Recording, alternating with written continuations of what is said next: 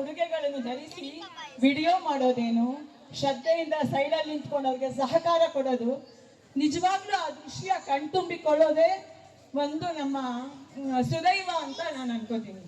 ಈ ಸಡಗರ ಅಷ್ಟು ಚೆನ್ನಾಗಿತ್ತು ಇವತ್ತು. ಅದಕ್ಕೆ ಶಾರ್ವಾದವರ ಸಹಕಾರ ಕೂಡ ಹಾಗೇನೆ ಇತ್ತು. ಮತ್ತೆ ಇನ್ನೊಂದು ವಿಷಯ ಏನು ಅಂದ್ರೆ, ಈ ಹಬ್ಬ ಅಂದ್ರೆ ಏನು ನಿಮ್ಗೆಲ್ಲ ಗೊತ್ತಾ? ಎಲ್ಲರನ್ನೂ ಒಂದಾಗಿಸುವ ಒಂದು ಕ್ಷಣ ಈ ಹಬ್ಬ. ಎಲ್ಲರಿಗೂ ಒಂದು ಸದವಕಾಶ, ಸೌಹಾರ್ದತೆಯನ್ನು ಉಂಟು ಮಾಡುವ ಒಂದು ಕ್ಷಣ ಅಂತ ಅನ್ಕೋಬಹುದು ಈ ಹಬ್ಬ. ಆಮೇಲೆ ಹಬ್ಬಗಳು ನಮ್ಮ ಸಂಸ್ಕೃತಿಯ ಬೇರುಗಳು. ಹಬ್ಬಗಳು ಅಂದ್ರೆ ನಮ್ಮ ಸಂಸ್ಕೃತಿಯ ಬೇರುಗಳು. ಆಮೇಲೆ ಈ ಹಬ್ಬ ಜನವರಿ 2026 ಜನವರಿ ತಿಂಗಳ ಮೊದಲ ಹಬ್ಬ ಈ ಸಂಕ್ರಾಂತಿ. ಈಗ ಒಂದು ಸಣ್ಣ ಪರಿಚಯ ಮಾಡ್ಕೊಳ್ಳೋಣ, ಸಂಕ್ರಾಂತಿ ಅಂದ್ರೆ ಏನು ಅಂತ. ಎಲ್ಲರೂ ಕೇಳಿಸ್ಕೊಳ್ಳಿ. ಸಂಕ್ರಾಂತಿ ಅಂದ್ರೆ ಕೇವಲ ಒಂದು ಬರಿಯ ಹಬ್ಬವಲ್ಲ, ಇದು ಕಾಲಚಕ್ರದ ಒಂದು ಮಹತ್ತರ ತಿರುವು. ಒಂದು ಕಾಲಚಕ್ರದ ಮಹತ್ತರ ತಿರುವು ಅಂತ ಹೇಳ್ಬೋದು. ಸೂರ್ಯನು ಧನು ರಾಶಿಯಿಂದ ಮಕರ ರಾಶಿಗೆ ಪ್ರವೇಶಿಸುವ ಕ್ಷಣವನ್ನು ಉತ್ತರಾಯಣದ ಆರಂಭ ಅಂತ ಕರಿತೀವಿ. ಶಾಸ್ತ್ರಗಳ ಪ್ರಕಾರ ಈ ಉತ್ತರಾಯಣವು ದೇವತೆಗಳ ಕಾಲ ಅಂತ ಕರೀತಾರೆ. ಯಾಕೆ ಅಂದ್ರೆ ಅವಾಗ ದೈವಿ ಶಕ್ತಿ ನಮ್ಮ ಸೂರ್ಯನಲ್ಲಿ ಜಾಸ್ತಿ ಇರುತ್ತೆ. ಮಹಾಭಾರತದ ಭೀಷ್ಮ ಕೂಡ ಶರಶಯ್ಯೆಯಲ್ಲಿ ಅಂದ್ರೆ ಬಾಣಗಳ ಹಾಸಿಗೆಯಲ್ಲಿ ವಿಪರೀತ ನೋವಿನಿಂದ ನರಳ್ತಾ ಇದ್ರು ಕೂಡ ಉತ್ತರಾಯಣವನ್ನೇ ಕಾದಿದ್ದು ತನ್ನ ಪ್ರಾಣ ತ್ಯಾಗವನ್ನು ಮಾಡಿದರು. ನಿಮ್ಗೆಲ್ಲ ಗೊತ್ತಿದೆ. ಅದು ಅಲ್ಲದೆ ಸೂರ್ಯನು ನಮ್ಮ ನಾರಾಯಣನ ದೃಶ್ಯ ರೂಪ ಅಂತ ಹೇಳ್ತಾರೆ. ಹೇಗೆ ಅಂದ್ರೆ, ಉದಯೇ ಬ್ರಹ್ಮರೂಪೋಸು ಮಧ್ಯಾಹ್ನೇತು ಮಹೇಶ್ವರ ಅಸ್ತಮಾನೆ ಸ್ವಯಂ ವಿಷ್ಣು ತ್ರಯೀ ಮೂರ್ತಿ ದಿವಾಕರ. ಅಂದ್ರೆ ಸೂರ್ಯನಲ್ಲಿ ನಾವು ಹಗಲಿನಲ್ಲಿ ಬ್ರಹ್ಮನನ್ನು, ಮಧ್ಯಾಹ್ನದಲ್ಲಿ ಮಹೇಶ್ವರನನ್ನು, ರಾತ್ರಿ ಅಂದ್ರೆ ಸಾಯಂಕಾಲ ಅಂದ್ರೆ ಮುಳುಗುವ ಸಮಯದಲ್ಲಿ ಅಸ್ತಮಾನದಲ್ಲಿ ವಿಷ್ಣುವನ್ನು ನೋಡಬಹುದು. ನಮ್ಮ ತ್ರಿಮೂರ್ತಿಗಳ ಸ್ವರೂಪವನ್ನೇ ನಾವು ಸೂರ್ಯನಲ್ಲಿ ಕಾಣಬಹುದು. ಹೀಗೆ ದೈವಿ ಶಕ್ತಿ ಜಾಸ್ತಿ ಇರೋ ಕಾಲ ಯಾವುದು ಅಂದ್ರೆ ಸಂಕ್ರಮಣ ಕಾಲ. ನಿಮ್ಗೆಲ್ಲ ಗೊತ್ತಿರ್ಬೋದು, ನಮ್ಮ ಬೆಂಗಳೂರಿನ ಗವಿ ಗಂಗಾಧರೇಶ್ವರ ದೇವಾಲಯ ಗವಿಪುರದಲ್ಲಿ ಇದೆಯಲ್ಲ, ಅಲ್ಲಿ ಶಿವನ ವಿಗ್ರಹದ ಮೇಲೆ ಪ್ರತಿ ಸಂಕ್ರಾಂತಿ ಎಂದು ಸೂರ್ಯ ರಶ್ಮಿ ಬೀಳುತ್ತದೆ. ಯಾಕೆ ಅಂದ್ರೆ ಅವಾಗ ನಮ್ಗೆ ಗೊತ್ತಾಗುತ್ತೆ ನಾರಾಯಣನನ್ನು ಶಿವನ ಮೇಲೆ ಹೇಗೆ ಸೂರ್ಯನಾರಾಯಣನು ತನ್ನ ಕಿರಣವನ್ನು ಸ್ಪರ್ಶಿಸಿ ಅಭಿಷೇಕ ಮಾಡ್ತಾ ಇದ್ದಾನೆ ಅಂತ ನಮ್ಗೆ ಗೊತ್ತಾಗುತ್ತೆ.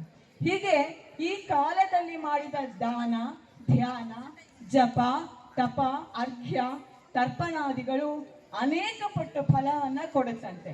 ಹೀಗೆ ಸೂರ್ಯನಿಗೆ ಬಹಳ ಮಹತ್ವವಿದೆ. ಮತ್ತು ಹೇಗೆ ಅಂದ್ರೆ ಸೂರ್ಯನ ಕಿರಣಗಳು ದೈವಿಕ ಶಕ್ತಿ ಜಾಸ್ತಿ ಇರೋದ್ರಿಂದ ಕ್ರಮಣ ಅಂದ್ರೆ ಏನು? ಏರಿಕೆ, ಏಳಿಗೆ, ಅಭಿವೃದ್ಧಿ, ಮುಂದೆ ಸಾಗೋದು ಅಂತ ಅರ್ಥ.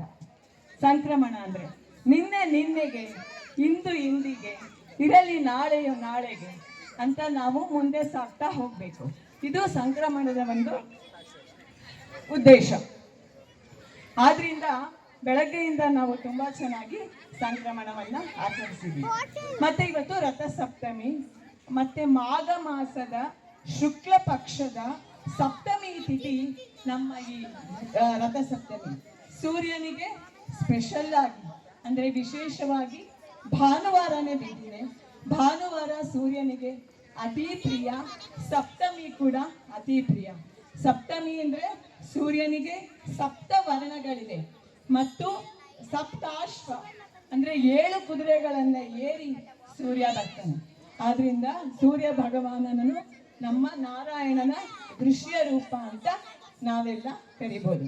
ರಥಸಪ್ತಮಿ ಕೂಡ ಒಂದು ವಿಶೇಷತೆಯನ್ನ ಹೊಂದಿದೆ. ಏನು ಅಂದ್ರೆ ಒಂದೇ ಸಮ ಮಾತಾಡ್ತಾ ಇದ್ದೀನಿ, ಅದಕ್ಕೆ ಇದಾಗ್ತಾ ಇದೆ, ಅಡ್ಜಸ್ಟ್ ಮಾಡ್ಕೊಳ್ಳಿ. ಮತ್ತೆ ರಥಸಪ್ತಮಿ ಏನು ಅಂದ್ರೆ, ರಥವನ್ನ ಏರಿ ಸೂರ್ಯ ಬರುವಾಗ ಅವನನ್ನ ಆರಾಧಿಸಿದ್ರೆ ನಮ್ಗೆ ಏನೇನ್ ಸಿಗುತ್ತೆ? ತೇಜಸ್ಸು, ಸಂಪತ್ತು, ಆರೋಗ್ಯ ಪ್ರತಿಯೊಂದು ಕೂಡ ಸಿಗುತ್ತೆ. ಮತ್ತೆ ಕೆಲವು ಕಾಯಿಲೆಗಳಿಗೆ ಪ್ರಕೃತಿ ಚಿಕಿತ್ಸೆಯ ಪ್ರಕಾರ ಸೂರ್ಯ ಸ್ನಾನ ಬಹಳ ಪರಿಣಾಮಕಾರಿಯಾಗಿ ಕೆಲಸ ಮಾಡುತ್ತೆ. ಆದ್ರಿಂದ ನಮ್ಮ ಈ ಸೂರ್ಯನಗರದಲ್ಲಿ ರಥಸಪ್ತಮಿ ದಿನ ಸೂರ್ಯನ ಜನ್ಮದಿನ, ಸೂರ್ಯನಗರದಲ್ಲಿ ಸೂರ್ಯನ ಜನ್ಮದಿನ. ಆದ್ರಿಂದ ಇದನ್ನು ಆಚರಿಸಿರೋದು ನಮಗೆಲ್ಲ ಬಹಳ ಸುದೈವ. ಮತ್ತು ಇದಲ್ಲದೆ ದೇವಸ್ಥಾನದ ವಾರ್ಷಿಕೋತ್ಸವ, ಸೂರ್ಯನ ಜನ್ಮದಿನ ಮತ್ತು ಸಂಕ್ರಾಂತಿ ಹಬ್ಬದ ಆಚರಣೆ ಎಷ್ಟು ಖುಷಿಯಾಗಿದೆ ಅಂದರೆ ಎಲ್ಲೆಲ್ಲೂ ಸಡಗರ ಸಂಭ್ರಮ ಪ್ರತಿಯೊಂದು ಕೂಡ ಮನೆ ಮಾಡಿದೆ. ಅದರಲ್ಲೂ ನಿಮಗೆಲ್ಲ ಗೊತ್ತಿರ್ಬೋದು ಏನು ಅಂದರೆ ಇವತ್ತು ನಾವು ಹೇಗೆ ಮಾಡಿದ್ದೀವಿ ಹಬ್ಬನ, ಗ್ರಾಮೀಣ ಸೊಗಡಿನ ಪರಿಕಲ್ಪನೆಯೊಂದಿಗೆ ಮಾಡಿದ್ದೀವಿ.